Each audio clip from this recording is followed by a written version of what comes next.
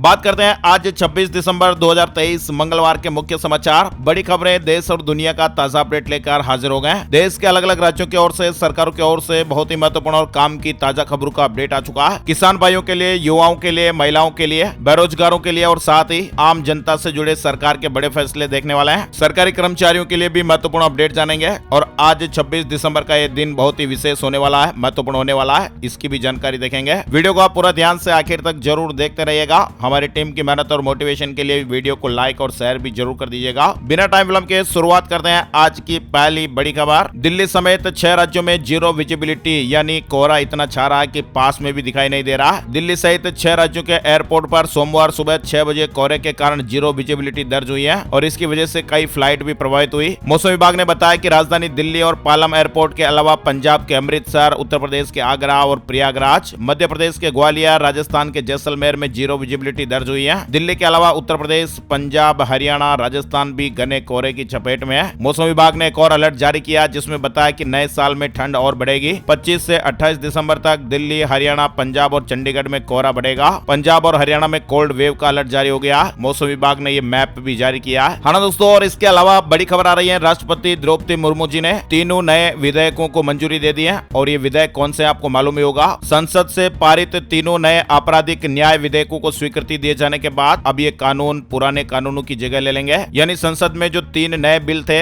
उनको अब राष्ट्रपति जी की मंजूरी भी मिल गई है। अब आईपीसी और सीआरपीसी भी बदल जाएगा। 3 आपराधिक कानूनों की जगह पर ये नए कानून लागू हो जाएंगे। राष्ट्रपति जी ने मंजूरी दे दी है और ये कानून बहुत ही शक्तिशाली है। मतलब दोस्तों, अपराधियों को सजा समय पर मिलेगी और वो भी समय सीमा के अंतर्गत मिलेगी। एक नए युग की शुरुआत होने जा रही है। वंदे भारत के बाद अब अमृत भारत ट्रेन अयोध्या से इसकी शुरुआत होगी। पीएम मोदी हरी झंडी दिखाएंगे। राम मंदिर के उद्घाटन से पहले पीएम मोदी अयोध्या को एक और बड़ी सौगात देने जा रहे हैं। पीएम मोदी 30 दिसंबर को अयोध्या में नई तकनीक पर डिजाइन की गई नई अमृत भारत एक्सप्रेस ट्रेन को हरी झंडी दिखाएंगे। ये ट्रेन 130 किलोमीटर प्रति घंटे की रफ्तार से फर्राटे भर सकती है। भारतीय रेलवे भी इस वक्त बदलाव के दौर से गुजर रहा है। यात्रियों के सफर को सुगम और आरामदायक बनाने के लिए रेलवे वंदे भारत जैसी नई सेमी हाई स्पीड ट्रेनों की लॉन्चिंग कर रहा है और इसी क्रम में भारतीय रेलवे की ओर से अमृत भारत ट्रेन शुरू होने जा रही है। इसमें भी स्लीपर की सुविधा मिलेगी और ये ट्रेन मुख्य रूप से पुश पुल तकनीक पर डिजाइन की गई है। फ्रांस में रोकी गई 300 यात्रियों से भरी फ्लाइट ने 3 दिनों बाद उड़ान भरी है। भारत ने कहा थैंक यू। फ्रांस में रोकी गई फ्लाइट ने सोमवार 25 दिसंबर को मुंबई के लिए 3 दिनों बाद उड़ान भरी। विमान को मानव तस्करी के शक में वहां पर रोक दिया गया था। हमने आपको शुरू में बताया था कि 26 दिसंबर का दिन है खास। क्यों खास है, आइए आपको बताते हैं। ब्रह्मा, विष्णु और शिव के संग बरसेगी लक्ष्मी जी की कृपा। इस साल 26 दिसंबर का दिन बहुत ही खास माना जा रहा है क्योंकि आज के दिन कई संयोग बन रहे हैं। 26 दिसंबर 2023 को एक साथ 3 पर्व मार्गशीर्ष पूर्णिमा, दत्तात्रेय जयंती और अन्नपूर्णा जयंती मनाई जा रही है। कई शुभ योगों का आज संयोग बनने जा रहा है। आज 26 दिसंबर को पूर्णिमा और आज के दिन मार्गशीर्ष महीने की समाप्ति भी हो जाएगी और इसके बाद पौष महीने की शुरुआत होगी। ऐसी मान्यता है कि मार्गशीर्ष पूर्णिमा पर तीर्थ स्थल में नदी में स्नान और दान करने से 32 गुना फल की प्राप्ति होती है। पितरों का आशीर्वाद प्राप्त होता है। अब जो दोस्तों खबरें आ रही है वो बहुत ही चौंकाने वाली है, कुछ हद तक डरा देने वाली खबरें हैं। चीन में कोरोना की नई लहर और नया वेरिएंट कहर किस तरह से मचा रहा है, इसकी खबरें अब धीरे धीरे सामने निकल कर आ रही हैं। अस्पताल और शमशान घाटों में लाइनें देखने को मिल रही हैं। कोरोना वायरस नए नए रूप बदलकर लगातार सामने आ रहा है और अब ये नया वेरिएंट JN.1 दुनिया भर में तेजी से फैल रहा है, जिसको लेकर चिंताएं भी बढ़ रही हैं। WHO लगातार कह रहा है कि डरना नहीं है, लेकिन WHO ने भी अलर्ट जारी किया कि सावधानी बरतना जरूरी है। खबर आ रही कि चीन में कोविड से मरने वालों की संख्या बहुत बढ़ गई है और कथित तौर पर वहां के शमशान शवों से भर गए। हाहाकार देखने को मिल रहा है। चीन में निमोनिया से भी लोगों की जानें जा रही हैं। बढ़ते कोरोना के मामलों के बीच पूरे चीन में रहस्यमय निमोनिया का प्रकोप भी लगातार बदतर होता जा रहा है। चीन के सबसे अधिक आबादी वाले प्रांतों में से एक के निवासियों ने खुलासा किया कि इससे बड़ी संख्या में लोग मारे गए हैं। भारत में भी कोरोना संक्रमितों की संख्या में बढ़ोतरी हुई है।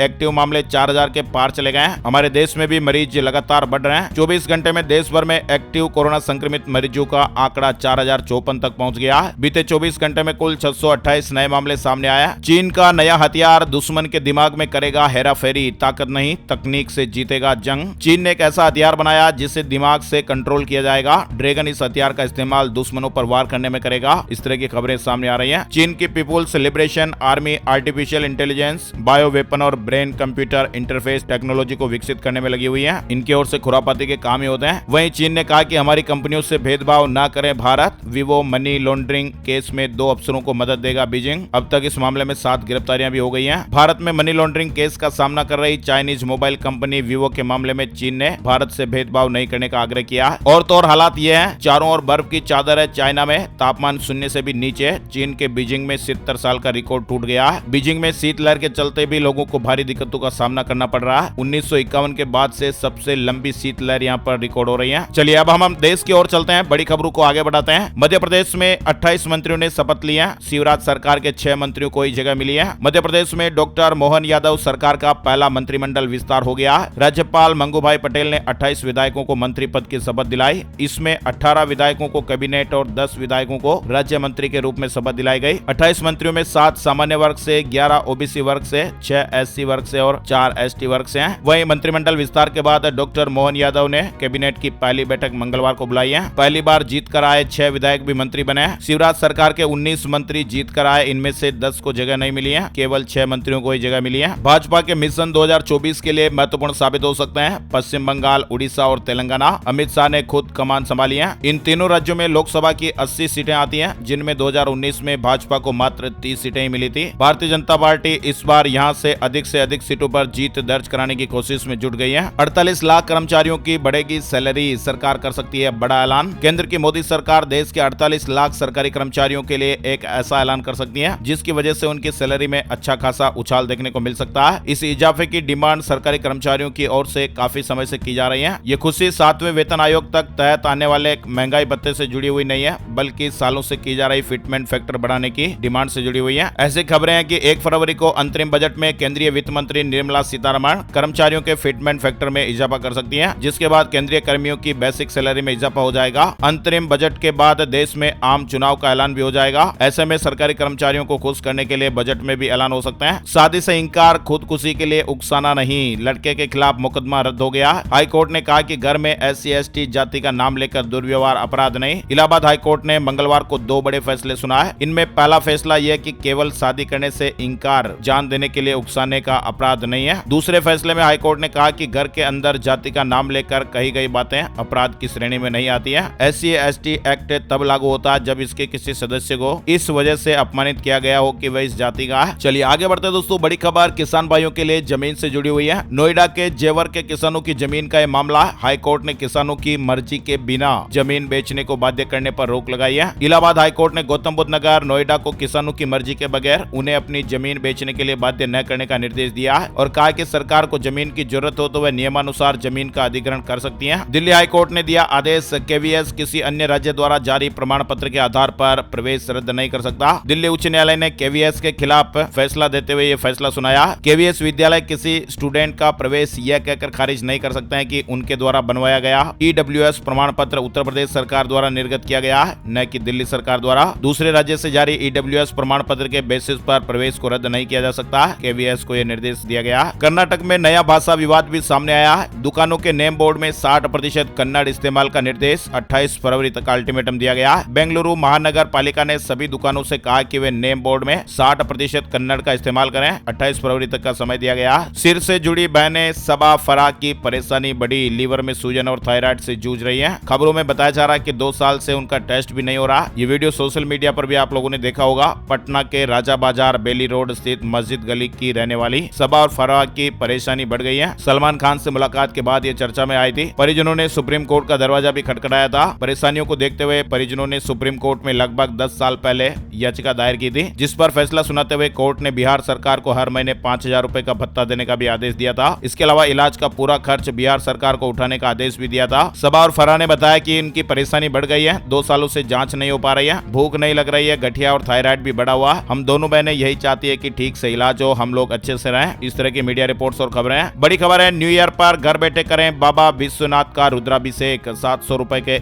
एक टिकट में पूरा परिवार पूजा कर सकता है। सुबह 6 बजे से 10 बजे तक टाइम मिलेगा। नए साल के पहले दिन श्री काशी विश्वनाथ का वीडियो कॉन्फ्रेंसिंग के जरिए रुद्राभिषेक की व्यवस्था की गई है। इसके लिए वेबसाइट भी बनाई गई है, जो स्क्रीन पर आप देख सकते हैं। 11,76,000 किसान भाइयों को मिले 3,716 करोड़। सीएम साय ने धान बोनस की राशि ट्रांसफर की है। आयुष्मान भारत में अब 10 लाख तक फ्री इलाज की सुविधा भी मिलेगी। छत्तीसगढ़ में मुख्यमंत्री विष्णुदेव साय ने रमन सिंह सरकार में चल रही योजनाओं चरण पादुका, साड़ी वितरण और आयुष्मान योजना को फिर से शुरू करने का ऐलान किया। सीएम साय ने छत्तीसगढ़ के 11,76,815 किसानों के बैंक खातों में 3,000 1716 करोड़ 38,96,000 रुपए ट्रांसफर किए हैं। किसानों को प्रति क्विंटल 300 रुपए की दर से बोनस राशि दी गई है। साथ ही ऐलान हुआ कि पारदर्शिता के साथ 1 लाख सरकारी पदों पर भर्ती करेंगे। जो विवाहित महिला है उनके खाते में साल में 12,000 रुपए आएंगे। उज्ज्वला योजना के तहत सिलेंडर भी मिलेगा। गरीब भूमिहीन मजदूरों को 10,000 रुपए सालाना भी देंगे। मुख्यमंत्री शाह ने भाषण में ये प्रमुख बातें कही है। इसके अलावा एक और बड़ी घोषणा हुई है, एक और नालंदा परिसर बनेगा। रायपुर में पीएससी यूपीएससी के छात्रों को मदद मिलेगी, सुविधाएं भी बढ़ाई जाएगी। छात्र हित में भी ये युवाओं के लिए बड़ी घोषणा हुई है। रायपुर में नालंदा परिसर की तरह ही एक और नालंदा परिसर बनेगा। प्रतियोगी परीक्षाओं की तैयारी कर रहे युवाओं को बड़ा फायदा मिलेगा। ओंकारेश्वर में दर्शन के लिए नई व्यवस्था लागू हुई है। 1 जनवरी तक नहीं होगी ऑनलाइन बुकिंग। तीर्थ नगरी ओंकारेश्वर में ज्योतिर्लिंग के दर्शन कर नर्मदा में आस्था की डुबकी लगाने वाले बड़ी संख्या में श्रद्धालु पहुंच रहे हैं। क्रिसमस और नए साल की छुट्टियों के बीच यहाँ आने वालों की संख्या भी बढ़ी है। प्रशासन ने दर्शन के लिए नई व्यवस्था लागू की है। 24 दिसंबर से 1 जनवरी तक ऑनलाइन विशेष दर्शन और अभिषेक पूजन बुकिंग नहीं होगी। सीबीएसई 10th और 12th प्रैक्टिकल एग्जाम के लिए गाइडलाइन जारी हुई है। 1 जनवरी से परीक्षाएं शुरू होगी। सीबीएसई ने पटना जोन के 36 स्कूलों पर बड़ी कार्रवाई की है। सीबीएसई ने मानकों को पूरा नहीं करने वाले, यानी जो सीबीएसई के मानक है उनको पूरा नहीं करने वाले पटना जोन के 36 स्कूलों की मान्यता को रद्द कर दिया है और बोर्ड ने इन स्कूलों की सूची वेबसाइट पर भी डाल दी है। पंजाब में 28 दिसंबर को छुट्टी रहेगी। शहीदी सभा के चलते सरकार का यह बड़ा फैसला है। सभी स्कूल दफ्तर बंद रहेंगे। नोटिफिकेशन भी जारी हो गया है। 28 दिसंबर को राज्य में सरकारी छुट्टी का ऐलान किया है। दिल्ली को झेलनी पड़ेगी बिजली कटौती। ठंड के साथ बड़ी मांग 4500 मेगावाट पार हो गई है। दिल्ली में सोमवार को बिजली की मांग 4532 मेगावाट तक पहुंच गई है और आने वाले दिनों में बिजली की मांग और बढ़ सकती है। हरियाणा के 32 शहरों में घना कोहरा, पहली बार ऑरेंज अलर्ट जारी हुआ। हमने पहले भी आपको बताया था। वहीं हरियाणा में ग्रुप डी कर्मियों के तबादले का पोर्टल लॉन्च हो गया है। खुशखबरी आ गई है। सीएम मनोहर लाल खट्टर ने सुशासन दिवस पर यह बड़ी सौगात दी है। आंगनबाड़ी वर्करों को भी स्मार्टफोन दिए गए हैं। प्रदेश भर में 25,000 आंगनबाड़ी वर्कर्स, 1,000 सुपरवाइजर और 140 बीडीपीओ को स्मार्टफोन दिए गए हैं। मुख्यमंत्री जी ने कार्यक्रम में 2024 के नए कैलेंडर का भी लोकार्पण किया। ग्रुप डी कर्मचारियों के लिए तबादले का पोर्टल भी लॉन्च हो गया।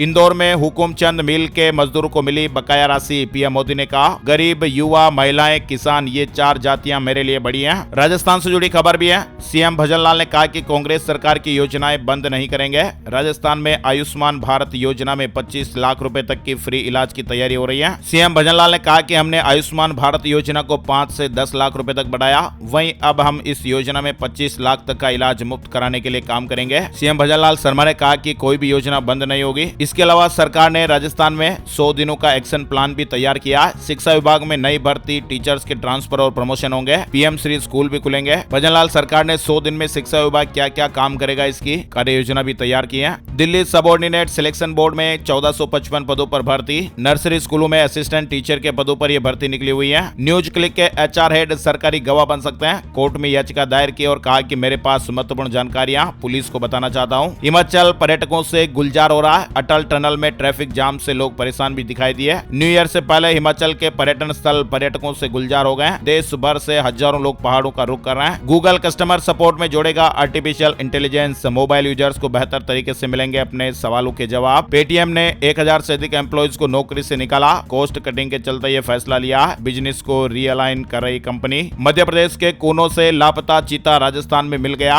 राजस्थान बॉर्डर के 15 किलोमीटर अंदर तक घुस गया। 4 दिनों से ये लापता था। औद्योगिक घरानों और बैंकों के रिश्तों पर शीघ्र ही नए नियम लागू होंगे। आरबीआई इसकी तैयारी कर रहा है। यानी आरबीआई जो है वो बैंकों और कॉर्पोरेट सेक्टर के बीच कारोबारी रिश्तों को लेकर कनेक्टेड लैंडिंग नियम लागू करने की तैयारी की है। राजस्थान में भी बारिश के बीच मनेगा नया साल। राजस्थान में कई शहरों में घना कोहरा देखने को मिल रहा है। अगले 3 से 4 दिन तक राजस्थान में तेज सर्दी रहने की संभावना है, लेकिन साल के आखिरी दिन मौसम में एक बार फिर बदलाव दिखाई देगा। मौसम विशेषज्ञों ने कहा कि 31 दिसंबर से एक नया वेस्टर्न डिस्टर्बेंस एक्टिव होगा और ऐसे में राजस्थान में बादल छाने के साथ साथ कहीं कहीं बारिश भी देखने को मिलेगी। किसानों को देना होगा महज 5% प्रीमियम। उद्यानिकी फसल भी बीमा के दायरे में। केसीसी धारकों को भी फायदा मिलेगा। राजस्थान से जुड़ा अपडेट है। प्रदेश में उद्यानिकी फसलों की खेती करने वाले किसान भाइयों के लिए अच्छी खबर है। सब्जी व मसालों की खेती पर निर्भर किसान भी प्रतिकूल मौसम में अपनी फसल को सुरक्षित कर पाएंगे, वो भी सिर्फ 5% प्रीमियम राशि देकर। प्रदेश में पुनर्गठित मौसम आधारित फसल बीमा योजना को लागू किया गया है। ओप्पो के इन यूजर्स के लिए गुड न्यूज आई है। नए फीचर के साथ एंड्रॉइड 14 अपडेट हो गया है। ओप्पो ने यूजर्स के लिए एंड्रॉइड 14 अपडेट को रोल आउट करना भी शुरू कर दिया है। इस अपडेट में कई नए फीचर्स दिए गए हैं। बिहार में 3 दिन बारिश का पूर्वानुमान है। फसलों को लेकर मौसम विभाग ने किसानों को अलर्ट जारी किया है। बिहार में 2 से 4 जनवरी के बीच सामान्य से मध्यम बारिश की संभावना है। सोने चांदी के रेट